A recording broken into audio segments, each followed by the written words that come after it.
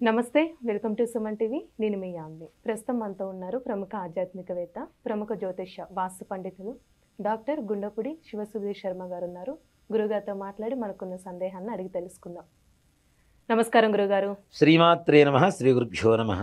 గురుగారు, ఇప్పుడు మనకి శ్రావణ మాసం రాబోతుంది కాబట్టి అసలు పూజ గడి ఎప్పుడు శుభ్రం చేసుకుంటే మంచిదంటారు? అన్ని సిద్ధం చేసుకొని ఉంచుకోవాలంటారు అసలు? శ్రావణ మాసం మనందరికీ వరమాసం, వరాలు కురిపించేటువంటి మాసం ఇంకా శ్రావణ మాసం అంతా కదా. లక్ష్మీదేవికి అత్యంత ప్రీతికరమైనటువంటి మాసం, అలాగే ఈశ్వరుడికి ప్రీతికరమైనటువంటి మాసం, వెంకటేశ్వర స్వామి వారికి ప్రీతికరమైనటువంటి మాసం యొక్క శ్రావణ మాసం. అంటే శివునికి ఏంటండి? శ్రావణ సోమవారాలు చేస్తారు. శ్రావణ సోమవారాలు చాలా విశేషంగా చేస్తారు. మనకి ఒక మాట చెప్పాలంటే మనం ఇక్కడ ఎక్కువగా కార్తీక మాసం శివుడికి పూజ చేస్తాం, కానీ నార్త్ ఇండియన్స్ మనం ఉత్తర భారతదేశం వెళ్తే కార్తీక మాసం కంటే కూడా అత్యంత పవిత్రంగా భావించేటువంటి మాసమే ఈ శ్రావణ మాసం. మన కాశీలో కూడా విశేషమైన అభిషేకాలు, పూజా కార్యక్రమాలు జరుగుతూ ఉంటాయి. శ్రావణ సోమవారాలు ఇవన్నీ కూడా. అంటే మన కార్తీక మాసం ప్రత్యేకంగా చూస్తాం, వాళ్ళు శ్రావణ మాసాన్ని చూస్తారు.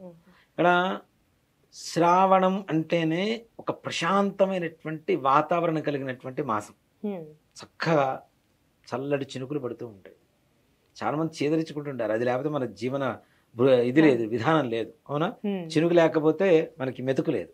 ఓ మాట చెప్పాలి అంటే చల్లటి చినుకులు పడేటువంటి సమయం, అలాగే పెళ్ళిళ్ళు, శుభకార్యాలు, గృహప్రవేశాలు అన్నీ చేసుకునేటువంటి మంచి సమయం. అలాగే లక్ష్మీదేవికి చాలా ప్రీతికరమైనటువంటి మాసం ఈ యొక్క శ్రావణ మాసం. శ్రావణ మాసంలో అమ్మవారిని పూజ చేయనటువంటి వాళ్ళు చాలా తక్కువ మంది ఉంటారు. అంత ఇష్టంగా చేస్తూ ఉంటారు, పవిత్రంగా చేస్తూ ఉంటారు. చాలా శక్తివంతంగా మనం అనుకునేటువంటి సకల కార్యాలని కూడా తొందరగా మనకు అనుగ్రహించేటువంటి మాసం. లక్ష్మీదేవి అనుగ్రహం కలగాలి అంటే శ్రావణ మాసంలో పూజ చేస్తూ ఉంటారు. పెళ్ళైన వాళ్ళు ప్రతి ఒక్కరు చేసుకుంటే, పెళ్లి కాని వాళ్ళు మంగళగౌరి వ్రతాలు చేస్తూ ఉంటారు, శ్రావణ శుక్రవార వ్రతాలు చేస్తూ ఉంటారు. శ్రావణ పౌర్ణమి వస్తుంది, నాగుల పంచమి వస్తుంది, అలాగే సంకష్టహార చతుర్థి వస్తుంది, అలాగే మహాశివరాత్రి వస్తుంది, శ్రావణ బహుళ అమావాస్య ఉంది, కృష్ణాష్టమి ఉంది, 4 సోమవారాలు, 4 మంగళవారాలు, 4 శుక్రవారాలు. అంటే ఎన్ని విశేషాలు ఉన్నాయో చూడండి. నెలకు సరిపోను దాదాపు ప్రతి రోజు కూడా విశేషమైనటువంటి రోజు కిందనే లెక్క పెట్టుకోవచ్చు మనం. అలాంటి విశేషమైనటువంటి మాసం. ముఖ్యంగా దేవతలు ఎక్కడుంటారు అంటే లక్ష్మీ అమ్మవారి అష్టోత్తర నామాల్లో శుచై నమః అనేటువంటి ఒక నామం వస్తుంది. శుచి అంటే ఏమిటి? శుభ్రత. ఎక్కడ శుభ్రంగా ఉంటుందో అక్కడ లక్ష్మీదేవి నివాసం ఉంటుంది. ఇంట్లో కూడా పగిలిపోయిన వస్తువులు, చినిగిపోయిన వస్త్రాలు, ఈ కర్టన్లు మాసిపోయినవి, కింద చీపురు కూడా ఎట్లా ఉంటుందంటే ఏదో బాగా అరగదీసి మన సంపాదన ఆదాయం మొత్తం దాంట్లోనే పొదుపు చేస్తున్నట్టుగా భావిస్తుంటారు కొంతమంది. ఇలా చీపుర్లు పెట్టుకుంటూ ఇలాంటి వాటి చోట నిజంగా అవి దారిద్ర్యానికి హేతువు, దరిద్రానికి హేతువులు ఇవన్నీ కూడా. పగిలిపోయిన వస్తువులు కూడా, టీ కప్పులు కూడా, పింగాణి కప్పులు ఉంటాయి, ఆ హ్యాండిల్స్ మొత్తం పోతాయి, అవి మాత్రం పట్టుకొని తాగుతూ ఉంటారు. నీకు అక్కడ చెవి విరిగిపోతే కుంటివాడు, కుంటిది అని చెప్పి పిలుస్తున్నప్పుడు మరి వస్తువులు మాత్రం అట్లానే కదా. అంతే మరి వీళ్ళు అన్ని పనులు చేయగలుగుతారు, చేయలేరు కదా. అది కూడా అంతే. కాబట్టి అలాంటి వస్తువులు మొత్తం ఇంట్లో ఉన్నవి ఏమైనా ఉంటే తీసి బయటపడేసేయాలి ఫస్ట్. ఈ మూలల్లో చెత్త ఇంత పేర్చేసి, బట్టలు, పనికిరాని బట్టలు మొత్తం ఉంచేసి అవి దాచిపెడతారు. ఇవేసి స్టీల్ సామాగ్రి తీసుకుందామని ఒక దరిద్రాన్ని వేసి ఇంకో దరిద్రాన్ని కొనుక్కోడు. అంతే కదా. స్టీల్ అంటే ఇనుము. మన దరిద్రాన్ని వాడికి అప్పచెప్పి మళ్ళీ వాడి దగ్గర ఉన్న దరిద్రాన్ని మనం తీసుకోవడమే. ఇవన్నీ కూడా దరిద్రం హేతు. నీ దగ్గర పాత బట్టలు ఉంటే బయటపడేస్తే ఎవరికన్నా పనికి వచ్చే వాళ్ళు తీసుకుంటారుగా, వాళ్ళు వాడుకుంటారు. పాత బట్టలు కూడా వేయట్లేదండి, అంటే మనకున్నది మొత్తం వాళ్ళకి వెళ్ళిపోయింది. ఏదో పుణ్యమో ఏదో అంటారు. పుణ్యం లేదు, పాడు లేదమ్మా. ఇవన్నీ ఒట్టి మాటలు తప్పితే అవన్నీ దాచిపెట్టుకొని పోనీ అవి ఏమైనా చేస్తారా? జుట్టు చూడండి, ఆడవాళ్ళు జుట్టు దూకోగానే తీసుకెళ్ళి ఒక చోట దాచిపెడుతుంటారు. ఇదంతా వేసి మళ్ళీ ఏదో సోగరమో ఇంకోటి ఏదో కొనుక్కుంటుంటారు. అది చెప్తున్నా, దరిద్రాన్ని వేసి మళ్ళీ దరిద్రం కొనుక్కోవటమే ఈ లక్షణాలు ఇవన్నీ. ఇలాంటివి శ్రావణ మాసంలో ఇంట్లో ఏదన్నా ఉంటే శ్రావణ మాసానికి ముందుగానే ఇంట్లో ఉన్న మొత్తం ఏవైతే ఉన్నాయో పనికిరాని వస్తువులు మొత్తం తీసి బయటపడేసాడు ముందు. దేవత పూజా గదిలో పగిలిపోయినటువంటి పటాలు ఏమైనా ఉంటే, మీకు సెంటిమెంట్ ఉంది, అది ఎప్పటి నుంచి వస్తుంది ఆ పటం, చక్కగా ఆ ఫ్రేమ్ తీసేసి మంచి ఫ్రేమ్ కట్టించుకోండి.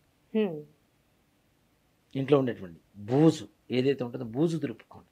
శ్రావణ మాసంలో ఒక్క రోజు కూడా బూజు దులపొద్దనే చెప్తాం. ముందుగానే బూజు దులుపుకోవాలి మొత్తం.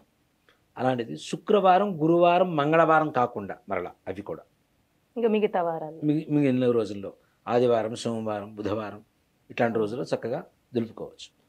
అంతేకాకుండా ఇంట్లో దేవతా పూజా గదిలో ఆషాఢ బహుళ అమావాస్య 4వ తారీఖు అయిపోతుంది. 5వ తారీఖు పొద్దున మంగళవారం రానివ్వండి, శుక్రవారం రానివ్వండి, శనివారం రానివ్వండి, ఆ రోజు నుంచి పూజ ప్రారంభం కాబట్టి చక్కగా ఇంట్లో ఉండేటువంటి ప్రతి పటాన్ని చక్కగా తడిబట్ట పెట్టి శుభ్రంగా తుడుచుకోవటం, మంచిగా బొట్లు పెట్టుకోవటం, అలాగే ఇత్తడి కుందులు కావచ్చు, ఇత్తడి విగ్రహాలు కావచ్చు, ఏమైనా ఉంటే శుభ్రంగా మంచిగా పులికాపు పెట్టడం అంటారు. దీన్ని పులికాపు అంటారు. చక్కగా చింతపండు, కుంకుడుగా రసం పెట్టుకొని శుభ్రంగా వెండి విగ్రహాలైనా ఇత్తడి విగ్రహాలైనా గంట కూడా చూడండి, చాలా మంది ఇళ్లలో గంట ఇట్లా పైకెత్తి చూస్తే లోపల మొత్తం మట్టి ఉంటుంది. ఇదంతా దరిద్రమే కదా. అదే మనం తినే కంచంలో మట్టి ఉంటే మనం తింటామా? అసలు ముట్టుకోం కదండి. ఇప్పుడు ఇంట్లో ఉన్న ప్లేట్లు ఏమో కడుక్కొని తింటాం, ఏదైనా బయటకు వెళ్తేనో టిష్యూ పెట్టి 4 సార్లు తుడిచి అప్పుడు పెట్టించుకొని తింటాం. నీకు మాత్రం శుభ్రమైనటువంటి పరిపూర్ణమైనటువంటి ఆహారం కావాలి. మరి దేవుడి దగ్గర ఉండేటువంటి వస్తువులు అలా ఉంటే పాపం కదా, అవునా కాదు? అందులో ఘంటానాథం చేసేటప్పుడు కూడా ఠంగ్ శబ్దం వస్తూనే ఉంటుంది. ఈ శబ్ద తరంగం వెళ్ళి హృదయ తరంగానికి తగులుతుంది, ఆ భగవంతుడి హృదయానికి తగులుతూ ఉంటుంది. అలాంటి పవిత్రమైన శబ్దం రావాలి. కానీ ఆ మట్టి పట్టుకొని ఉంటే టుక్ టుక్ టుక్ మన సౌండ్ వస్తుంది, అప్పుడు ఠంగమని శబ్దం ఎక్కడ వస్తుంది? రాదు కదా. కాబట్టి అక్కడ చేసే ఫలితం కూడా అట్లానే ఉంటుంది. ఇవన్నీ వస్తువులన్నీ కూడా శుభ్రంగా తుడుచుకోవాలి.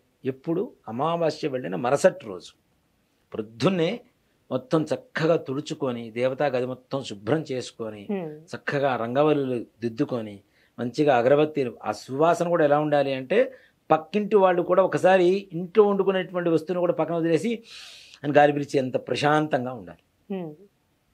అలాంటి అగరబత్తీలు వెలిగించుకొని ఇంట్లో చక్కగా ఇల్లు మొత్తం కడుక్కుంటాం కదా, బూజు దులుపుకొని మొత్తం చిమ్మేసుకొని కడుక్కుంటాం కదా, ఒక్కసారి శుభ్రంగా గోమూత్రం ఇంట్లో మొత్తం చల్లుకొని దేవతా స్థానంలో కూడా చల్లుకొని సాంబ్రాణి పొగ వేసుకుంటే ఆ ఇంట్లో లక్ష్మీదేవి లోపలికి రావడానికి చక్కగా లోపలికి ఏమాత్రం కూడా ఆలోచించకుండా లోపలికి వస్తుంది. పసుపు నీళ్ళు కూడా చల్లుకోవచ్చు అండి. పసుపు నీళ్ళు చల్లుకో, గోమూత్రం దొరికితే గోమూత్రం, లేదంటే పసుపు నీళ్ళు చల్లుకోవచ్చు. చక్కగా గడపలు మొత్తం శుభ్రంగా కడుక్కోవడం. ప్రతిరోజు కడుగుతుంటే లేనిపోంది చెదరబడుతూ ఉంటాయి.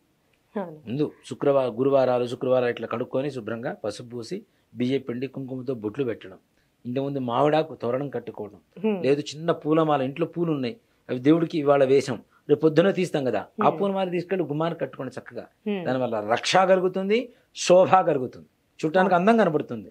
అలానే దేవతా పటానికి వేసాం కదా, దాంట్లో ఉండేటువంటి శక్తి దీంట్లోకి వస్తుంది కదా, ఆ శక్తి కూడా మనకి రక్షణగా కలుగజేస్తూ ఉంటుంది.